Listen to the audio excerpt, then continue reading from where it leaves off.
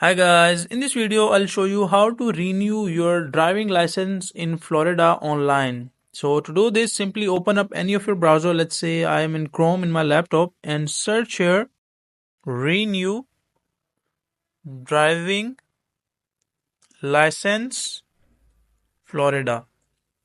And once you write, press enter and you will see this website fihsmv.gov. So just open this website, the first one, and it will take a few seconds to load. And once you're in the website, simply scroll down, and from here you will be able to see like multiple options. General information, just read it out, and after that renew online. So before going into this section, you can just read the fees page here. Open it and you can just read down all the fees. As you can see, original class E $48, 75, 48.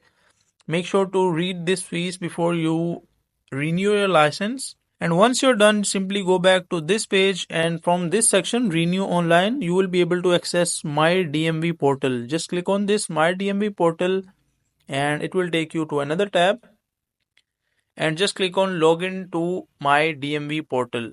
And once you click on it, login to my DMV portal.